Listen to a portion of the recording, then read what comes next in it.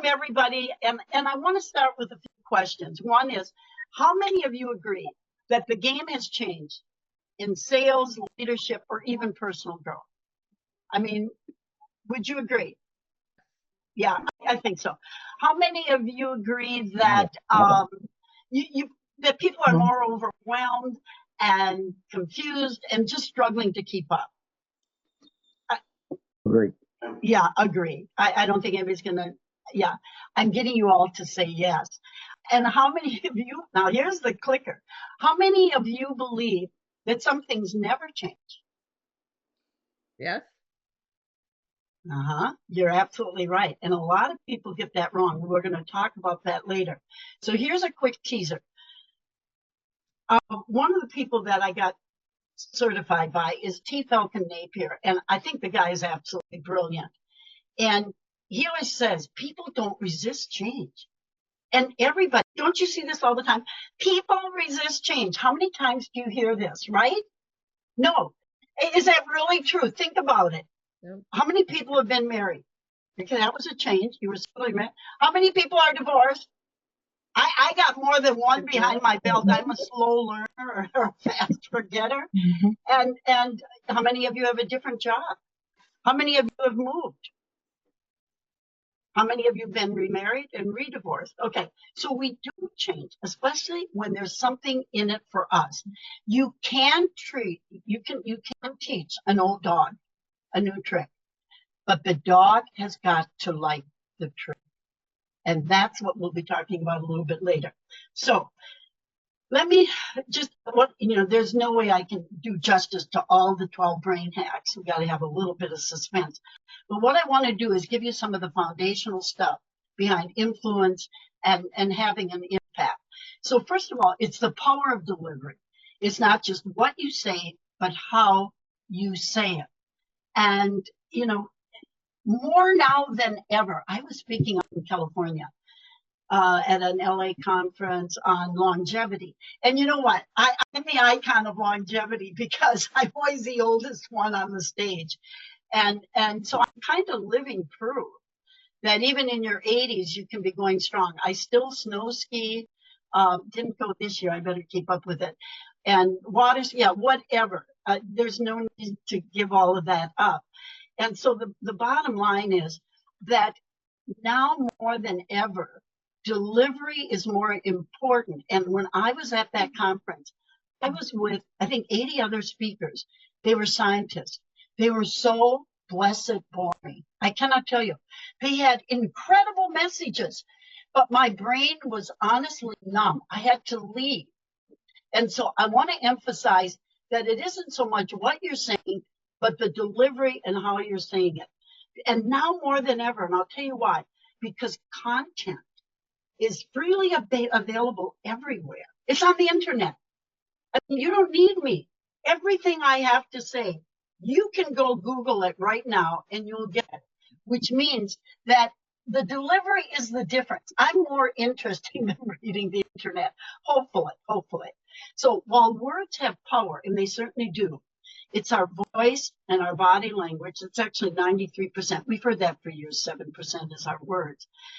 But when we're doing something like this, you're not getting my full body language. So that makes the delivery and your voice even more important. Now, I'm very auditory. And I have written to, I'm not even going to say, but one of the weather women in my area drives me nuts. She has this kind of twangy voice when she sings the weather. And I have written to her and I said, look, I'm a certified speaking professional, TEDx speaker, got all of that out. I know what I'm talking about. I think we can have a chat. I want to help you. Don't hear from her. She's making more money than I do. Why would she call me? But I actually can't listen to her. So we really have to look at the power of voice. And so in doing some of the foundational stuff of influence, that is number one. Now, I got to tell you, over the years, I have seen so many different tools and techniques for selling. I mean, how many of you have heard of spin sell? How many of you have heard of relationship selling? Oh, by the way, that's back again. And then we had NLP. And then how many of you are old enough? John, I know you're probably old enough. Do you remember when we had theories X, theories Y, theories Z, and then we had Deming? Jim, Danny, you might remember some of this stuff. Yeah. And John, do you remember that? They come and go. I want to tell you something right now. I was listening to a seminar and it was on relationship selling. And I thought, oh, that's back. It's kind of like if you keep your bell-bottom pants long enough, by golly, they'll come back and they'll be in style. So we have these sales flavors of the month. It's like Baskin Robbins. Now, I don't care if we're talking about different methods in selling or whether we're talking, about leadership and Deming and things like that. It doesn't matter. The reason things come and go is because they will work. They may work. They can work for a while. But you know why they go out of fashion? And then another kind of sales method comes in? You know why? Because we're missing half of the population. We're missing. So relationship selling may work well with right brain people, but it may leave out the left brainers. So what I want to get across today more than anything else is a conceptual design that I offer you to understand that is very holistic. I'm also certified in Herman brain dominance, the right brain, left brain people. And I'm going to tell you that companies throughout the world, they've been throughout the world, companies throughout the world that are most successful have an equal balance of upper right brain, lower right brain, upper left brain, and lower left brain. So the bottom line is we need each other. But when you're speaking, I don't care if it's a keynoter or when you're speaking because you're a group of 10 in a sales meeting, a leadership meeting, or if it's a sales process. It doesn't matter. You've got to be flexible and know your client, because if you're the flavor of the month, and it's kind of like Abraham Maslow said, if the only tool you have is a hammer, you treat everything as if it's a nail. And I'm going to tell you right now, it's pretty dang dumb. It's just plain dumb. So the bottom line is one size does not fit all. So I'm just taking a more holistic approach. Look, I've been training for over 55 years. When you're old, you get a long resume. And most of you on the call can't brag about that. So the approach should focus on the words you choose, your method of delivery, your engagement, and your presence. Speaking of presence, I want to share something with you because I found this very fascinating. And it's about first impressions. And I know one of these people very, very well, but I'm not going to give any names. I'm changing the names in case he watches it. But I showed a picture to, we'll call him Carl. I showed him a picture of a woman who's very successful. I don't know her personally. I've been on her webinars and free stuff and some of her paid stuff for probably 5 years, 6 years. I know that she makes multi-million dollars. She does well. And I showed Carl, we'll call her Karen. Everybody loves that. I showed Carl Karen's picture. And I said, she charges, I don't want to be too specific, but it's over $30,000 to join her tribe and join her webinar. That's a fair amount of money. And Carl said, I wouldn't give her $1. And he based that. We brought her up on the web. He looked at her picture and said, I can't believe anybody would give her a dime. And yet the next day I had a call with somebody very smart, lots of degrees, that gave her over $30,000. So that made me realize, when we're talking about a picture is worth 1,000 words, that kind of blew my mind, because they're both people that are making millions, doing well. So you would think they would relate to each other, but it didn't meet Carl's expectation of a professional, because in your mind, you have an expectation of exactly what authority looks like. I'm going to just say one other thing. I have a grandson that just graduated. He's in Florida, and accounting. And everybody said, oh, he'll get a job. Well, right now, do you know that they're putting more value on philosophy and art majors than they are on STEM courses and things like accounting? So things have changed. But I told him, dress like you're the CEO of the company. Don't dress like you're going in for a job. You always have to step it up one and make a difference. So the key that I'm talking about is know your audience. Now, I want to share something else. When we talk about knowing your audience, we often talk about demographics, right? Have you all heard of demographics? Knowing, yeah. Well, you know what? Let me give you an example. How many of you have heard of Ozzy Osbourne? Do you remember when he bit the head off the bat?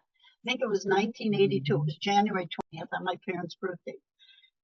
Ozzy bites a bat head, the head of a bat, bites it off on stage. Okay, what would you call him?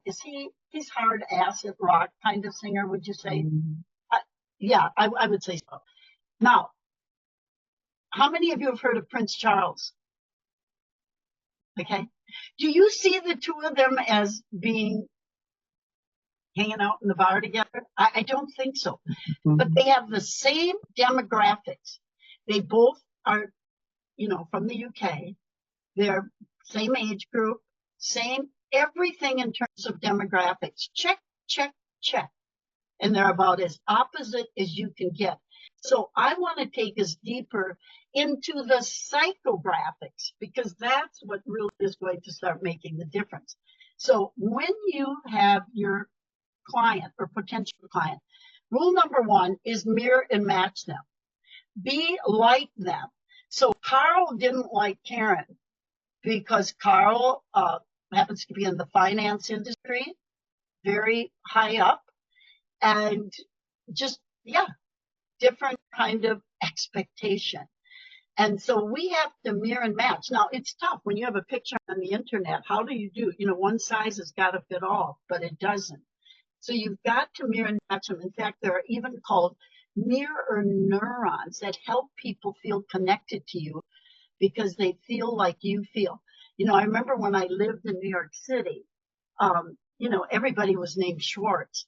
And I was ready to just tell people my middle name was Schwartz because they liked me more.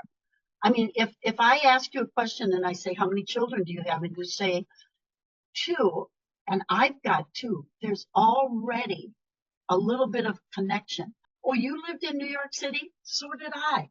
Oh, now we love each other. But what if you say, I'm from rural Iowa? You know what I'll tell them? I'm from rural Wisconsin, right over the border. And we already have a connection. So you've got to always look for the common bond, for the commonality that the two of you might have.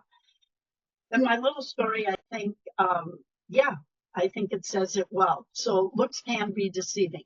Now, let's see I want to talk a little bit about words. They have the power to help and to harm. Now, I wrote a book on bullying, and I got to tell you, a lot of kids have committed suicide. Do you know how many? More than you want to talk about. And the bottom line is, it's because of social media. It's because of the words that other kids are posting. That's how powerful a word is, which has turned our simple phones into weapons. But words can also heal. I live in North Carolina. Billy Graham used to live right up the road from me. And I remember as a kid when Billy Graham would say, heal. Do you remember that? Heal. And people in crutches would throw them off the stage and walk back to their seats. That was the power of words. Now we have to remember behind words is the energy. I remember when I was talking to Jack Canfield, probably right after my first book, Why Cats Don't Bark. And I remember him telling me a little story about they were doing an exercise with applied kinesiology, which I do in one of my talks. And, if your energy is high and strong, your arm is strong. But with my mind, I even took down a Panther player's arm. I'm an 81-year-old woman, and I took down the arm of a Panther player. with my mind. So we have to know that it's the energy behind the words that make a difference. So Jack Canfield, if you don't remember who he is, he's co-author of Chicken Soup for the Soul, which I think next to the Holy Bible has sold the most books. But anyway, he was saying they would have people write on a sheet of paper, I love chicken soup for the soul. But before they wrote that, they had to think of one of the most stressful, angry moments in their life. And they wrote, I love chicken soup for the soul. But they were angry in their heart. And then they would have somebody, one of the most joyous moments. It could have been marriage, it could have been divorce, but it was a joyous moment. And they wrote down, I love chicken soup for the soul. And then they did the arm test. And when the positive energy was behind it, the arm was strong. But when there was anger in the heart, even though the words were positive, the arm went down. So it's always, when I'm talking about Billy Graham, it's a little bit more than the word. It's the energy behind it. So I want to make another statement here, and that's about understanding and directing influence. Influence. Okay, there's one thing that tops influence. I wrote a book, Forget Selling, and it's about influence and persuasion. We got to put negotiation in there. But there's one more element. Can anybody say, feel free to unmute at any time, what trumps influence? John, I would guess you might guess. Well, I got two Johns here that I can. Yeah, one of you would guess it. What would you say? Authenticity, perhaps. That would be a good one. Relationship, somewhere along those lines. Okay. Piazza, you want to give it a stab? Yeah, I'm drawing a blank. Sorry. That's okay. Anybody else? I don't mean to be limiting it. I just know these two guys. You know what it is? It's charisma. It's real. You know why? I just want to say a little bit about it. Right. Charisma trumps influence because it's an essence. It's a presence. How many people, there's some people that walk in the room and the lights dim, and there's other people that walk in the room and it's almost like a bolt of lightning, right? It's that presence where people will follow you. You don't even have to open your mouth. I mean, look at Moses. I mean, he obviously was pretty charismatic because people followed him. What was it for 40? I went to a Christian day school. Was it 40 years? 40 months? How many was it? 40? Years. 40 years. Yeah, that's a long time. Yeah, that's charisma. So that kind of takes in the laws of attraction. But for practical purposes now, I want to talk a little bit about influence. So influence is the trigger behind all motivation, all action, all change. It's essential in sales, leadership, parenting, and all interactions. And, well, John is on my board of directors. Hey, Piazza, you got to get on my board too. I have a nonprofit, wingsforwishesacademy.org, and it's to wire kids for health, happiness, and success. It's wiping out poverty of the mind. And so it's a lot about parenting. Where have all the parents gone? I mean, I just don't get it. Who's in control? I just see such a lack of influence. We'll just start because most of the people on the call are a parent, and it's in parenting. So what influence is all about is becoming the director of energy, because where attention goes, energy flows. Influence can even help you. Well, you know what? It can even help you get out of a speeding ticket. Let me just share a quick story with you. I used to live in the Cary area, North Carolina, Holly Springs, Raleigh. Yeah. And, are some of you familiar with it? Okay. Yeah, my brother lived there, yeah. Right. Really? Yeah. It's, you know what? There's no crime there. Basically no crime. So right. If you want to be a cop, you're pretty safe being one in Cary. And they don't have anything better to do than track down little old ladies like me. But I got to tell you, this is about 20 years ago. And I'm driving on Kildare Farm Road. It's the main drag, and it's boring. And right-brain people, when they get more bored, it's very painful. So we go into daydreaming. So I'm going down Kildare Farm Road. I didn't even finish my one glass of wine. I do not have any problems drinking. But I got into my head, so apparently I looked like I was maybe a drunken driver. So I all of the blue lights going, and I pull into a Kmart parking lot. That's when Kmart was still around.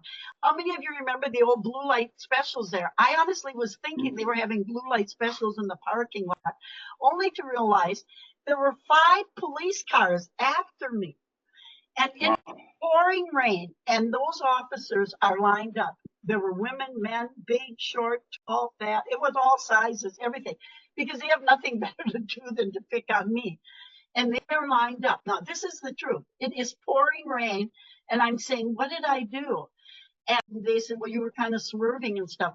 And I said, oh, I got to tell you, I'm a right-brain person. This is why we do this. I start giving them a lecture on right-brain people. Well, they're getting drenched in this soaking waterfall outside, and they're so engaged. And then they said, by the way, your sticker is also a couple years old. And it's like, oh, it's in my glove compartment. That's another thing typical of right brainers. We're just not good about keeping up to date with the stickers on our license plate. So they're buying into this. I am engaging them. And I'm telling you, it is pouring. And then I said, you know, my book, My Cats Don't Bark, is on intuition. And it would explain a lot of this. And then I said, here. So I started handing out copies of my books. You believe this? I had them. They totally forgot why they had stopped me. And they are so engaged and entrenched in everything I'm saying. And they're taking the books, and they don't want the books to get wet. So they go back to the car. And obviously, I didn't get a ticket. I don't pay that much for the books. But here's the clinch. Listen to this. 2 weeks later, guess what happened in the mail? You want to guess, John? You got something from them? You got your ticket? No. John, oh ye of little faith, I got a check for all the books, including the tax, and they never charge people tax when I sell this. Wow. Can you believe this? I got a check for all 5 books. Never. Amazing. Yeah. Amazing. And so why am I telling this story? There's a moral. And that is once you engage people, Yeah. and you were, you know, I was directing their energy. I totally distracted them from why they stopped me in the first place. And they love me. And they sent me gifts. Money. I want you to be aware that, especially I have a program on how to deal with difficult people. That comes in handy so, you know, with stuff like that. Because once you align with people, once you connect with them, once you speak their language, they will follow you anywhere. And that's one example. I could give you hundreds because I'm always getting in trouble, but I know how to get out of it. So the number one challenge is to direct their energy. And in this day and age, this was before everybody was scrolling. Right now, if you're in business, what do you have to do? You have to stop the scroll to get their energy. How often do you see somebody scrolling on the phone, even on a date? I was speaking in, what's the other part of Haiti? I liked it. Dominican Republic. 5-star resort. And this couple, it was sad. She was staring into space, and under the table, he was scrolling. Yeah. And I'm thinking, you paid this much money, and you talk about addiction, but that's a whole nother topic. Yeah. So what we have to do is stop the scroll. So I want to talk a little bit about neuroshifts, and I've just kind of coined the term, but I see there's a place in Florida that works with autism that uses the term, so we'll share it. But before you even open your mouth, you really have to look at your own mindset mastery. You really have to kind of prime your own brain. And there's just a little quiz I often give people. Do you want to know if you have a growth or a safety mindset? I could say stagnant mindset, but safety sounds better. So what I want you to do is take your right hand and take your right index finger. John, I'm watching you. Kennedy?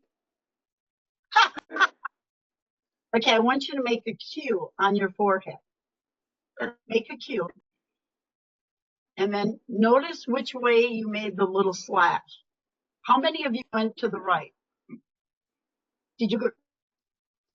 If you went to the right, you have a growth mindset. If you went to the left, you need to talk. You need to talk to me soon. That's a pretty litmus test. Usually You like that? Yeah, yeah. You can share it. You can share it, honey.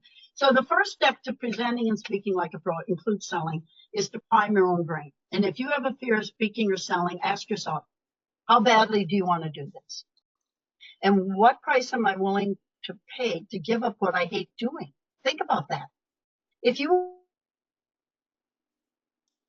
want to do what you want to do, the sacrifice is simple. It's giving up what you don't like doing. But you know why you keep holding on to it? Because the reptilian brain likes sameness, and it's because what you've always done. It's any bad habit, whether it's drinking, smoking, whatever. If it's self-sabotage in your own subconscious, is because that's what you're used to. You have to give it up. But it's not, the question I always tell people that they should ask, does this serve me well? And if what you're doing does not serve you well, time to release it and let go, because you're paying a price you don't want to be paying. It's how badly you want it. I know there's an old story of the Zen master, and he asks the student, there's a fox chasing a hare. And he asked the student, who will win that race? And the student said, well, the fox. It's bigger. It's faster. And the Zen master said, no, the fox is just going after his next meal. The hare is running for his life. So the bottom line is, if you want change to happen, the question you got to ask is, how badly do you want it? Now, so here we go to another point. And, oh, God, I got to speed it up. So expectations plant seeds for your results. So when people, you see, let me tell you something about goal setting. It's such a joke. No, it isn't. It's the seeds of the reality that we create. It's only the seed, though. See, people talk so much about goal setting. Goal setting is good, but it is not enough. If goal setting alone worked, and John, you would agree with this, if goal setting alone worked, why would people have the same goals, the same New Year's resolutions, year after year after year? And you have seen it, right? Yep. We have the same. Oh, I want to lose 10 pounds. Oh, I want to quit smoking. Oh, I want to drink, right? So if goal setting alone worked, it's not enough. Good. It's the first step, but we must go beyond that. Oh, wait a minute, Christine Grant, and I got to admit her. So we've got to take the next step besides goal setting, because it's simply not enough. And that is visualization. And of course, that is, I think some of you know my story. I went from a mansion to totally homeless. I trusted people that took me down a wrong path. And I don't know what I lost, but it was 4 to 5 million. I know it was every penny I had. And I think I had $250,000 in debt. But I'm looking at one of the best views on a lake here, Lake Norman. And so one of my talks, Unstoppable, if you can't walk, dance, is about how I bounced back. And it was, I don't know if I should say simply, but it was just mind mastery. And it was basically visualization and never saying die. So when we visualize, and John also is a brain trainer, if you can't achieve a dream, you can't achieve a dream that you haven't first dreamed. I mean, Michelangelo said, how can the dream come true if you haven't first dreamed the dream? And that's where visualization comes in, because it creates new neural pathways. So if you visualize your success, you're already engaging the subconscious. And know this, that the subconscious, this is almost unbelievable, is 60,000 times faster than a text. 60,000. That's a lot. It's 1,000,000 times more powerful. And yet I see so many people digging a ditch with a shovel when they have a backhoe in their backyard. Is this stupidity or what? Because what I really am here about is accelerate your success. You already have the tools. You have the backhoe, but you're using a shovel. So that is where I want you to make the shift. This is why ads have pictures. Some ads have nothing. Nike just has their logo and then the little word Nike. So the reason that language and text is so much slower, a lot slower, is that when language basically it's just linear. So it doesn't engage the subconscious mind, which is the powerhouse of our being. It's linear. So it's 1, 2, 3, 4, where a picture is holistic. And that is why, and this is MIT research. This is just my opinion. Scientists have found that images are processed in just 13 milliseconds. So let's engage visualization to accelerate your success and engage the subconscious and move forward with boldness. So my question to you is, what is your new story? Because you need to write down. I have a client and I said, write down what's your new story and let it override and delete the old stories that are sabotaging your success. And I'm going to just give you a few practical things to kind of play with. A lot of you are familiar and certified in neurolinguistic programming. So I want to share a little bit of triggers for those of you who may not be.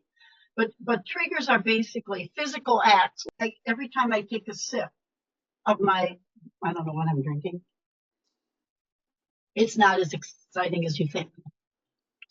Every time I take a sip of that, if I associate that physical concrete act with a desired emotional state, I can start making change. Every time I take a sip of this, I can associate it with a state of calm. Let's say you're somebody that doesn't like professional speaking or even speaking in front of a group of 10 people, and you take a sip. Have your water handy. And you feel it just creating a state of calm. Or maybe it's creating a state of confidence. You get to choose whatever you want.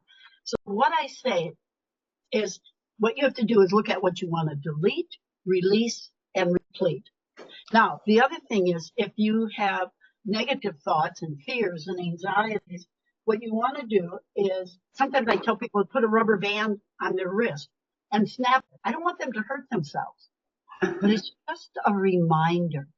I remember that the Heart Association, I do a lot of hypnosis for smoking and so forth. The Heart Association used to have something where you would wrap your pack of cigarettes with 20 million pieces of paper and 30 rubber bands. Why did they do that?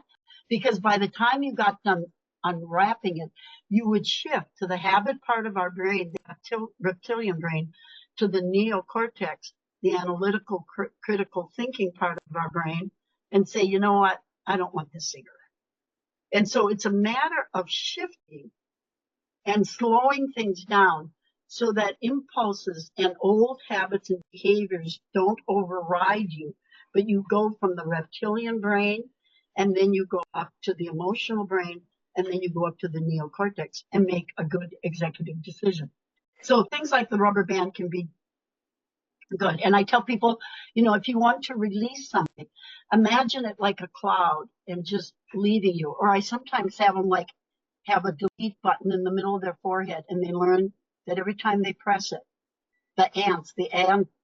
ants are basically automatic negative thoughts. And every time you press it, and it's very effective. And the other, of course, is just taking 3 deep breaths and associating with those 3 deep breaths the desired emotional state. So whether it's pinching yourself. Now, as a speaker, you know what one of my props are? That in the minute I often do a handheld mic, and the reason for that is that the moment I put the mic in my hand, it's showtime. It's showtime.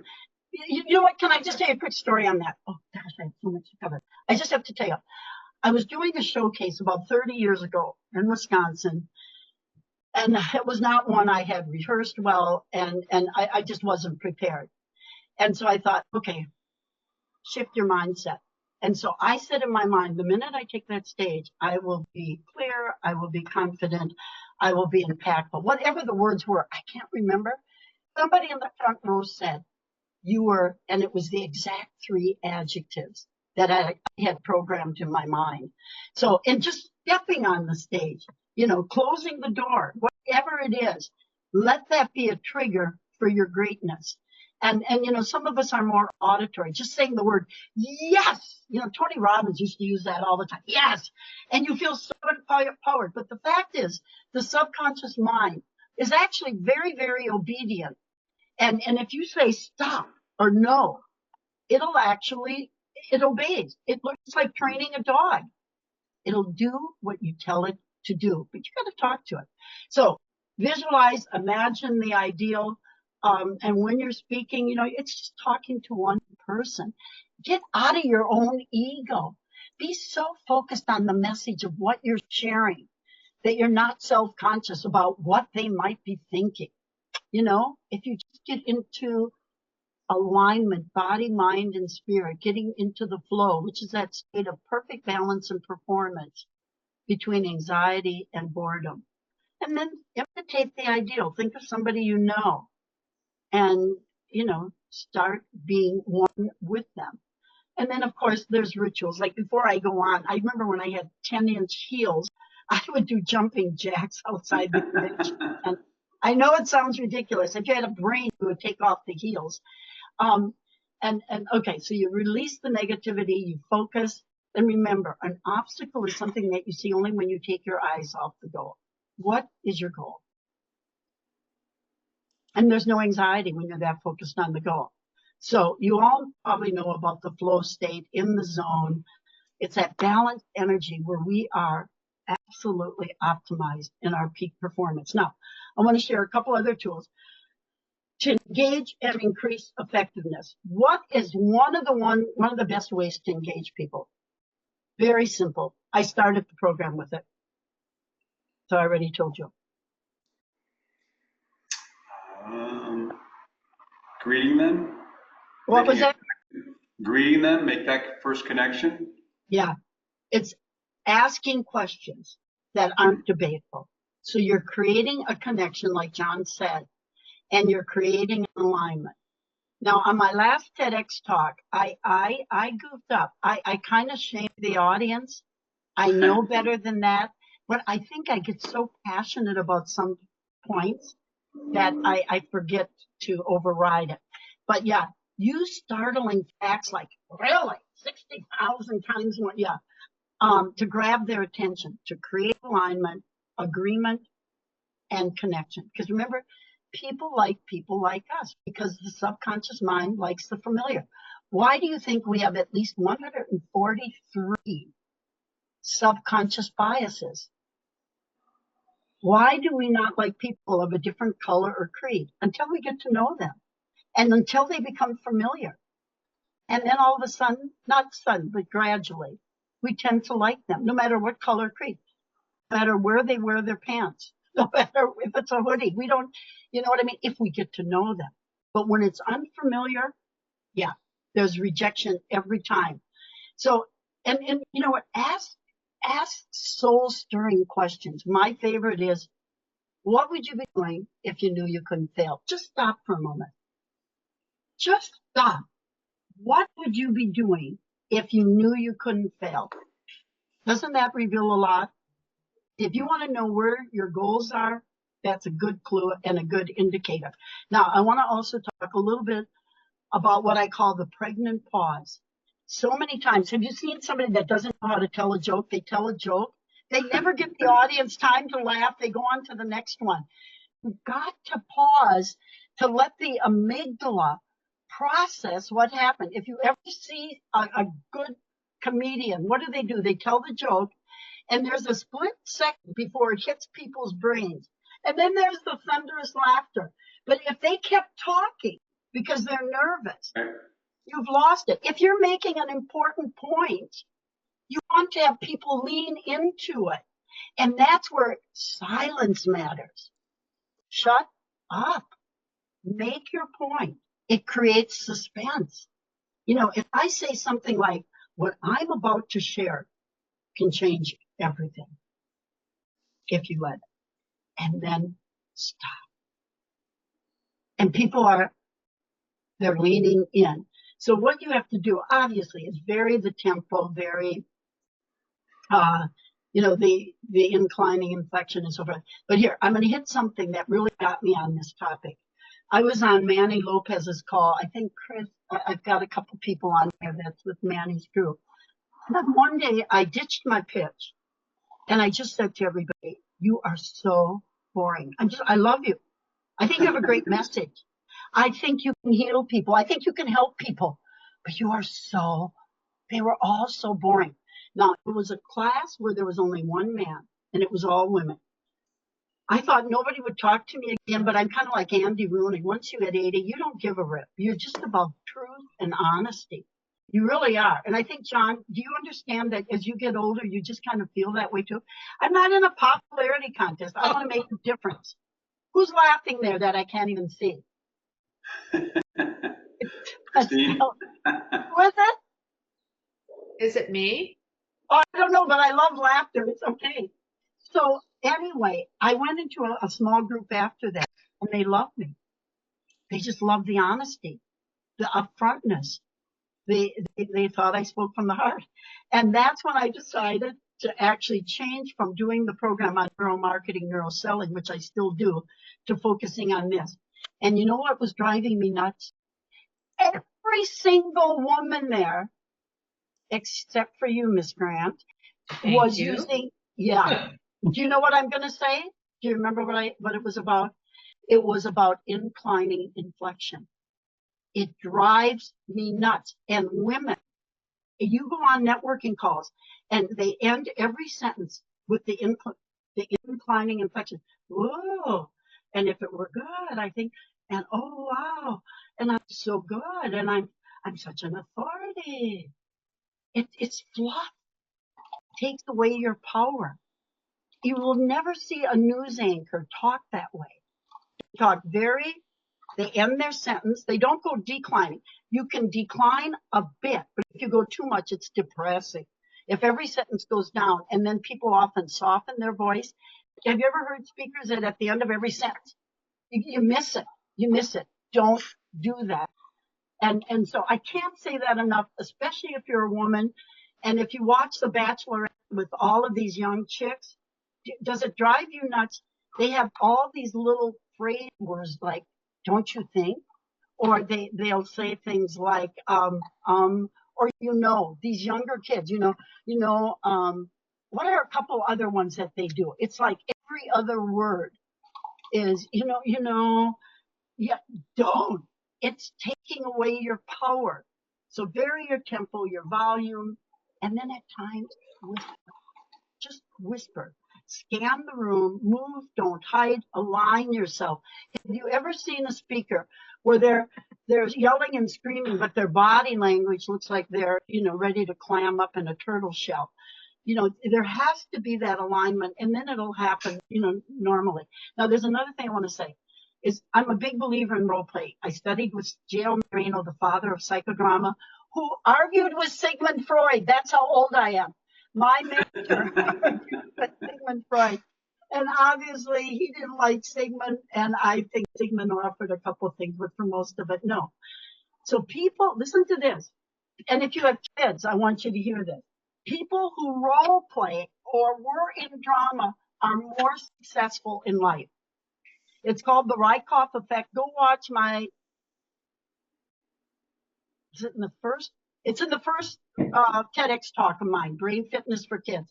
Learn about the Raether effect, where they go in and they have people, whether it's speaking or playing an instrument or being artists, and they pretend they're Mozart or Van Gogh, and they put them in that altered state, and they come out with unbelievable performances. And so, just rehearse it. And Reagan is a perfect example. He wasn't a politician until he was a politician. What was he? He was an actor. He did roles. And look how sick. The guy had what a guy. I mean, I don't care if you agree with him politically or not. That's not the point. But you got to admit, he did a lot of things, and he rose to the top. It's all because if the only note on the piano you know how to play is middle C, you will never make beautiful noise. And so the more roles you can play, the more successful you're going to be. And, the other thing is, if you're a parent, children who are asked more often, what do you want to be when you grow up? Children who are asked more questions are more successful. Yep. So engage and interact and always make it about them. You know what? I've been speaking for 55 years. I still have to remind myself of that. You always have to invite the audience in. It is not about you. And it's so, we all talk about storytelling, and I'm going to get into that in a moment. We have to make them the hero. You are simply the facilitator and guide in your own story. And that is one area I still have things to learn. I'm never too old to learn. So and make it about them. And then, like John said earlier, ask questions for agreement, getting them nodding and saying yes, because that's going to create the alignment. And just remember that the very best message you have has absolutely no value until someone dies. So if you don't want to die with the music in you and you want to sing your song, you've got to sell to be able to serve. So let's talk a little bit about selling. And I'm only halfway through. I think we're going to have to do a part 2. So I think some people have an issue with, sales, selling. Change it to serving. What do you have to offer, Christine? What do you have to offer, John, Stacy, Oscar? What do you have to offer that'll make a difference? Doesn't it make it easy to then sell it? Because you are giving. And people like you and me and a lot of people on the call, we're more about making a difference, I think more. And with making a difference, it will put money in your bank account. But I don't think our number one goal for a lot of people on the call are really bank account. We all need to pay our bills. But I think there's a commitment to making a difference. And to buy, it's true. People love to buy, but they hate to be sold. So think of rejection as a GPS. Think of rejection as a GPS. It is just rerouting you. So pitch to the buying brain. We're always selling as parents, getting out of a ticket. We sell values, interviews. We're always selling ourselves, even to cops. So see yourself as a handyman with a bag of tools ready to use different ones for different people, different audiences at different times. And if you're committed, I'm going to tell you, if you're committed to just one tool, you're serving yourself. You're not serving others. And again, Abraham Maslow, if the only tool you have is a hammer, you treat everybody as if they're a nail. So, number 1, speak their language. And number 1 is understanding the brain. We all know this. There's nobody on the call that hasn't heard this. That, that we buy by emotion and we justify it with logic. Okay, that is true. So I want to go a little bit deeper into that. So it's knowing how people process information. So what I said before, remember we have theory, X, Y, Z, Deming. And the reason they come and go is you have to look at the brain of who you're selling to. If they're a left brainer, they are going to like. So does everybody more so buy by emotions? Yes. Will a left brain still have a tilt? Do they want more facts and figures? Oh, yes. They love their spreadsheets. They eat them for breakfast. They do. And if you don't provide them in their language, you will lose them.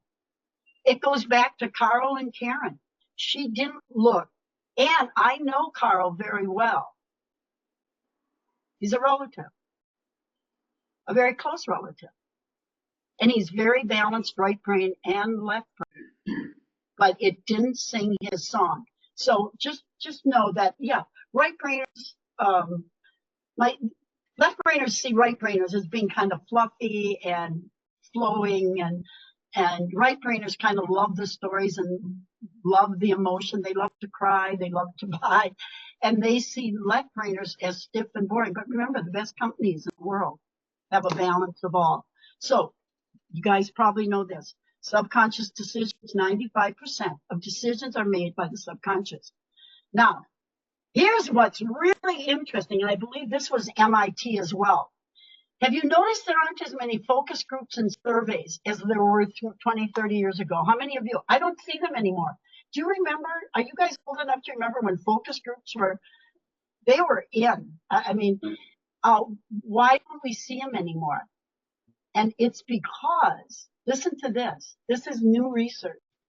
Before you even decide emotionally, a split second or whatever before, a few seconds before, you have already made listen to this. This blows my mind.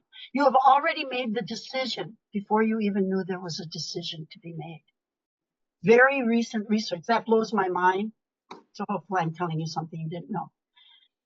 So just remember, people don't buy products or pitches. They buy emotions, identity, transformation, and future.